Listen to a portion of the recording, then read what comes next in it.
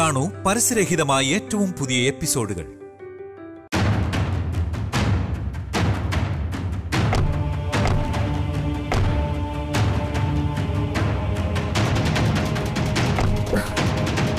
പ്രീതി ഇറങ്ങ പതുക്കെ.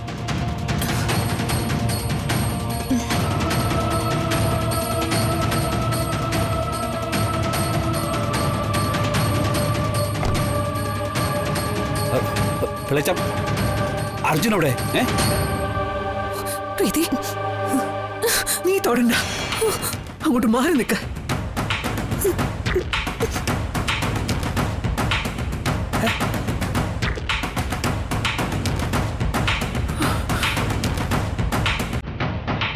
വാ പ്രീതി വാ.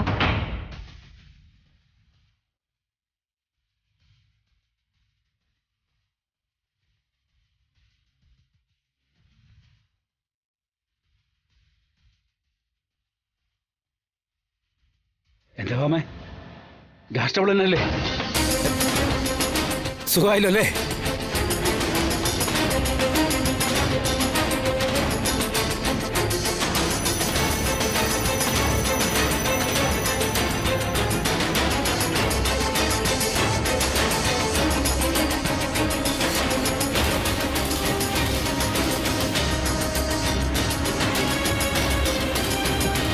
ഞാൻ എപ്പോഴും പറയാറുള്ളതാ, ഇഷ്ടമുള്ള ഭക്ഷണമായാലും വാരി വലിച്ച് കഴിക്കരുതെന്ന്.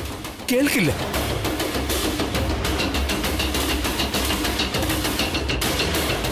ഭാമേ, നീ അവിടെ കൂടെ അകത്തു പോ. അവിടെ അല്പം വിശ്രമിക്കട്ടെ.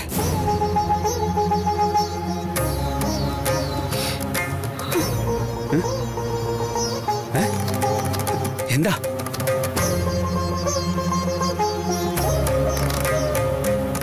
എന്താ ഭാമേ?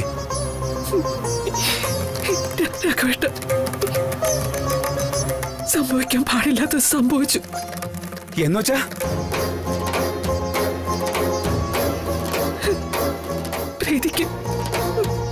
പ്രീതിക്ക് അബോഷനായി.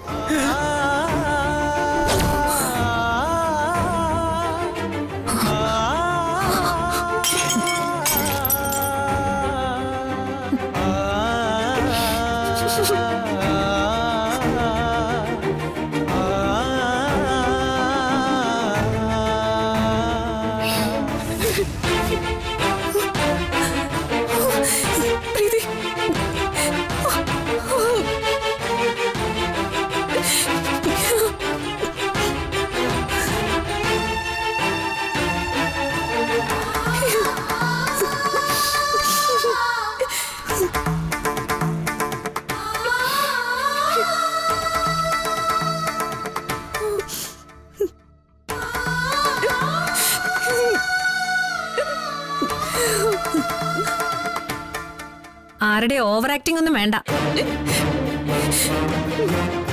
സ്വാഭാവികമായ ഒരു അബോർഷൻ അല്ല ഇത്.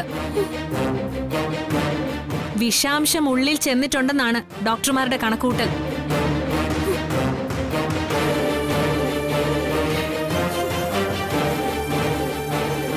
പ്രീതി എന്തായാലും വിഷം എടുത്ത് സ്വയം കഴിക്കില്ലെന്ന് നമുക്കെല്ലാവർക്കും അറിയാലോ. അങ്ങനെയെങ്കിൽ അത് ഭക്ഷണത്തിലൂടെ ഉള്ളിച്ചെന്നതായിരിക്കും.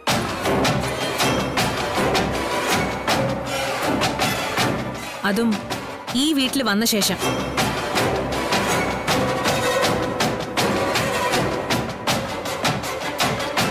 ഇന്നിവിടെ ഒരു വിശേഷപ്പെട്ട ദിവസമായിരുന്നു. കിച്ചണിലെ കാര്യങ്ങളൊക്കെ ശ്രദ്ധിച്ചിരുന്നത് ഇവളാ.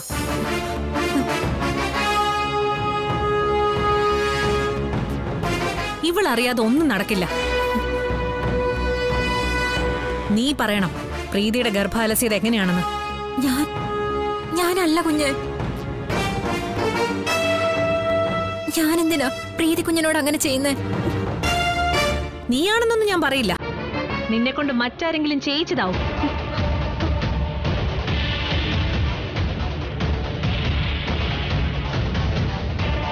അങ്ങനെയാണെങ്കിൽ അതാര്? എന്തിനു വേണ്ടി?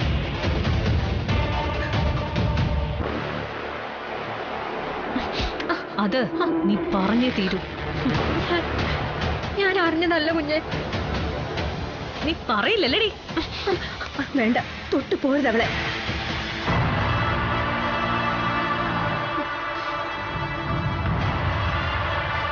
എന്റെ വയറ്റിലൊരു ജീവൻ തുടിക്കുന്നുണ്ടെന്ന കാര്യം ഈ ലോകത്ത് ആദ്യമായിട്ട് അറിയുന്നത് ഇവളാ. അർജുനേട്ടൻ പോലും അറിയുന്നത് പിന്നീട്.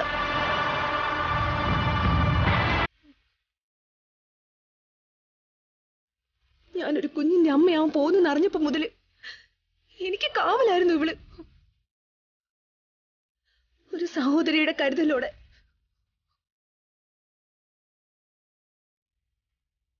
രണ്ടു തവണ ഞാൻ തന്നെ അബോർഷന് വേണ്ടി പുറപ്പെട്ടപ്പോഴും ശാലിനി വഴി അത് തടഞ്ഞതും ഇവളാ. വയറുവേദന കൊണ്ട് ഞാൻ ഇവിടെ കിടന്ന് പൊളഞ്ഞപ്പോ മറ്റാരും അറിയാതെ എന്നെ മാരി എടുത്ത് ഹോസ്പിറ്റലിൽ എത്തിച്ചതും ഇവളാ.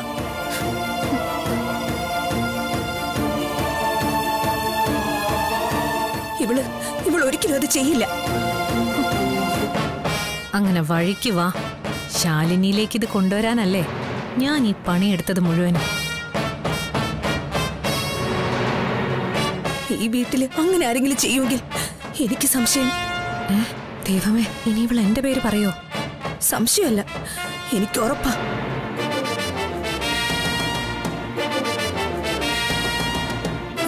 അത് ഇവരാ.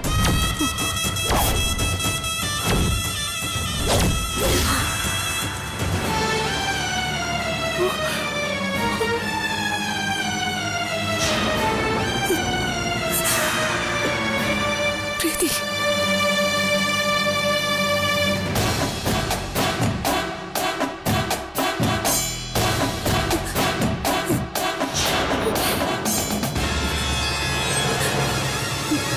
നല്ല മധുരം ഉണ്ടായിരുന്നമ്മേ നിങ്ങൾ എനിക്ക് തന്ന പായസത്തിന്.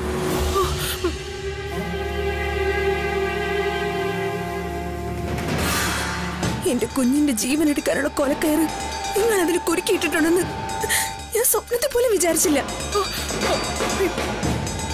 പ്രീതി, എന്റെ അമ്മോ, പമ്പൻ ട്വിസ്റ്റ്. മോളെ മോളെ നീ ഭ്രാന്ത് പറയരുത്.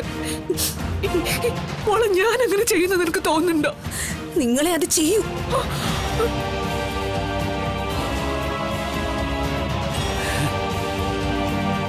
എന്റെ ജീവിതമാസകലം കരിപ്പുരട്ടിയ നിങ്ങള്.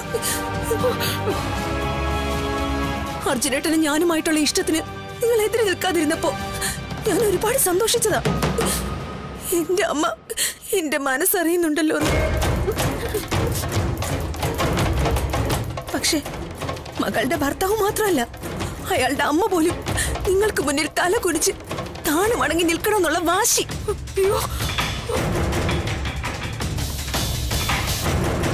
പണവും പദവിയും പത്രാസും കാട്ടി രണ്ടമ്മായിയമ്മമാരുടെ പോരാട്ടം.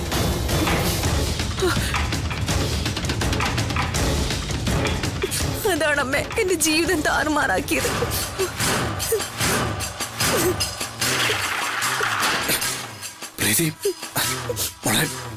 എന്തൊക്കെ പറയുന്നത് ഓർമ്മയുണ്ടോ? നല്ല വ്യക്തമായ ഓർമ്മയുണ്ട് ഏട്ടാ. അന്ന് നിങ്ങൾ അർജുനേട്ടന്റെ വീട്ടിൽ വന്ന് പ്രശ്നമുണ്ടാക്കിയില്ലായിരുന്നെങ്കിൽ എന്റെ ആദ്യത്തെ കുഞ്ഞിപ്പോ എന്റെ കൂടെ ഉണ്ടായിരുന്നേനെ.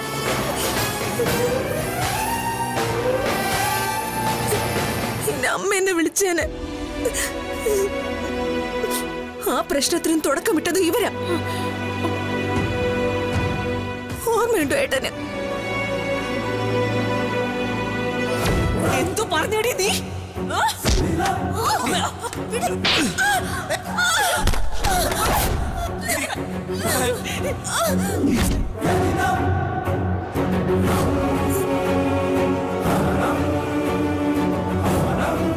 പിന്നെ സ്വന്തം ന്യായ പ്രമാണങ്ങളും തത്വസംഹിതകളും കൊണ്ട് നിങ്ങൾ എനിക്ക് വിധിച്ചത് ഏകാന്ത തടവ്.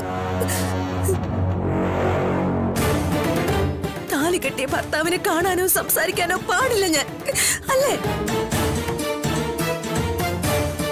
ഒരു വർഷം ഞാൻ ഈ തടവറയിൽ അനുഭവിച്ച നരകം എന്താണെന്ന് അറിയോ?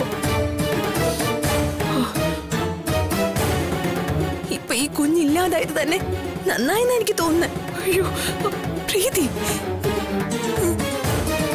നിങ്ങളെ പേടിച്ചും ഭയന്നും ഞാൻ അർജുനേട്ടനൊപ്പം കഴിഞ്ഞ നാളുകളില്ല ആ കുഞ്ഞ് എന്റെ വയറ്റിൽ മുള പൊട്ടിയത്. പിന്നെ അത് നിങ്ങളിൽ നിന്ന് ഒളിപ്പിക്കാൻ വീട്ടുവേലക്കാരെ അടക്കം ഞങ്ങൾ എല്ലാവരും നടത്തിയ പെടാപ്പാട്. അതിനൊപ്പം ഞാൻ തന്നെ ആ കുഞ്ഞിനെ നശിപ്പിക്കാൻ 2 വട്ടം മനസ്സുകൊണ്ട് തയ്യാറെടുത്തതാ.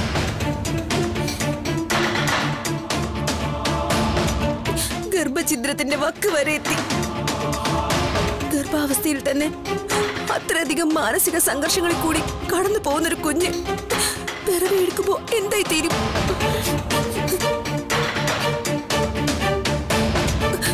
ഒന്നുകിൽ എന്തെങ്കിലും വൈകല്യം, അല്ലെങ്കിൽ സർവരെയും ഭയന്ന് ഇരുളിന്റെ മറപറ്റി ജീവിക്കുന്നൊരു ഭീരു.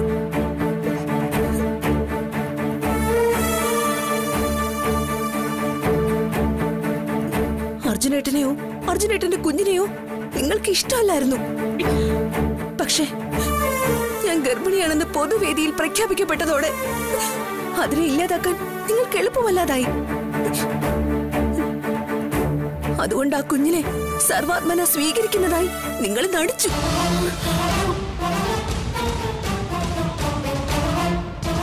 ആർക്ക് സംശയമുണ്ടാകാതിരിക്കാൻ സീമന്ത ചടങ്ങിൽ വെച്ച് പിറക്കാനിരിക്കുന്ന കുഞ്ഞിന് 1 കോടി രൂപ നിങ്ങൾ ഇനാം പ്രഖ്യാപിച്ചു. എന്താ?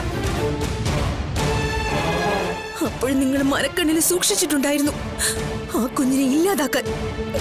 നിങ്ങളുടെ മനസ്സ് പോലെ തന്നെ വിഷം കലർന്നൊരു പായസം.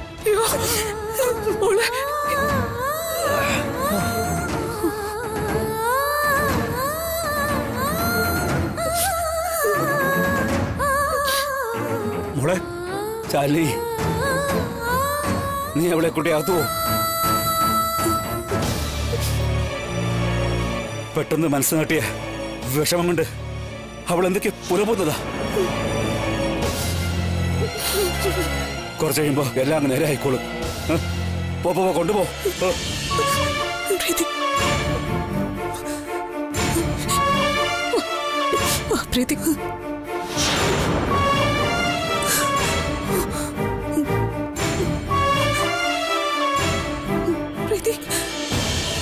ഞാനകത്തേക്കില്ല ശാലിനി.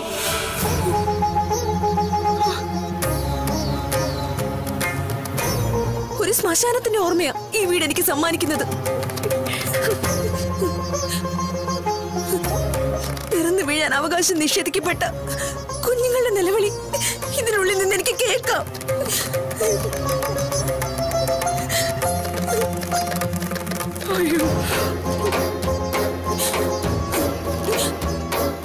ഇനി മേലിൽ നിങ്ങൾ എനിക്ക് അമ്മയായിരിക്കില്ല.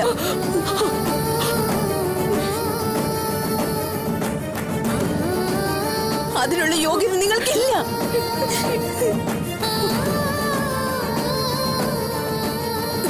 ഇനി ഒരിക്കലും ഞാൻ ഈ പടി ചവിട്ടയില്ല. ഞാൻ നിന്നെ നൊന്ത് പ്രസവിച്ച അമ്മയല്ലേ? അപ്പൊ ഞാൻ നൊന്ത് പ്രസവിക്കാൻ കാത്തിരുന്ന എന്റെ 2 കുഞ്ഞുങ്ങളോ?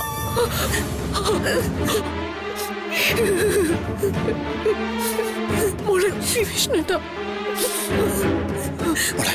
നീ അകത്ത് പോ. ഏട്ടനല്ല പറയണേ. ഏട്ടാ ഇല്ല. അകത്ത് പോ, പറയുന്നു മനസ്സിലാക്ക്. വിഷ്ണുവിന് വേണമെങ്കിൽ എന്നെ ബലം പ്രയോഗിച്ച് അകത്ത് കൊണ്ടുപോ, ഏതെങ്കിലും റൂമിൽ പൂട്ടിയിടാം. പക്ഷേ ഈ സ്ത്രീ ജീവിക്കുന്ന വീട്ടില് 1 നിമിഷം പോലും ഞാൻ ജീവനോടെ ഉണ്ടാവില്ല. വേണ്ടടാ, വേണ്ട. അവളെ തടയണ്ട നീ.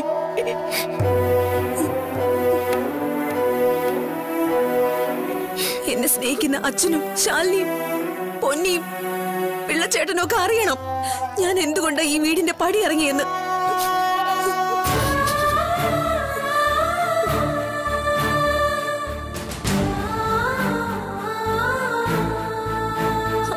അത് നിങ്ങളെ നേരിട്ട് അറിയിക്കാൻ വേണ്ടി മാത്രം ഞാൻ ഇവിടെ വരെ വന്നത്. ഞാൻ ഇറങ്ങുന്നു. പ്രീതി,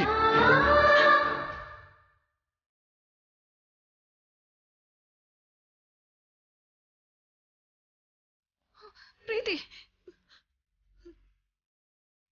ശരീരം വേളതായിരിക്കാം. ഈ അവസ്ഥയില് എങ്ങനെയാ നടന്ന ഓട്ടോയ്ക്കോ? ഇവിടത്തെ കാറ് ഞാൻ ഉപയോഗിക്കാം, ടാക്സി ചാർജ് വാങ്ങൂന്നുള്ള വ്യവസ്ഥയില്.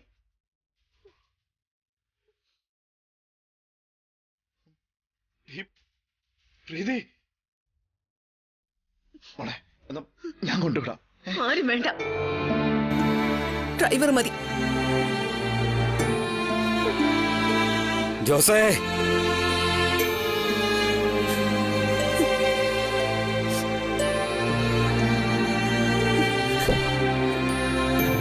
ഏട്ടൻ പറയുന്നത് കേക്കടി.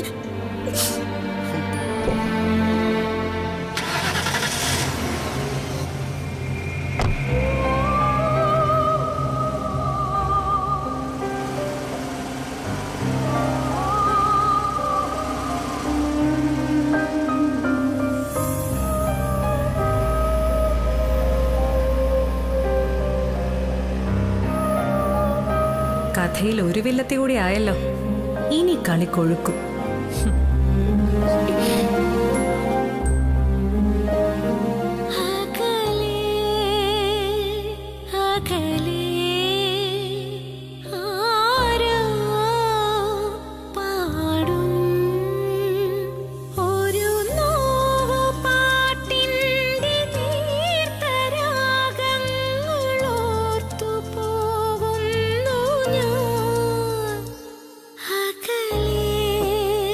അവള്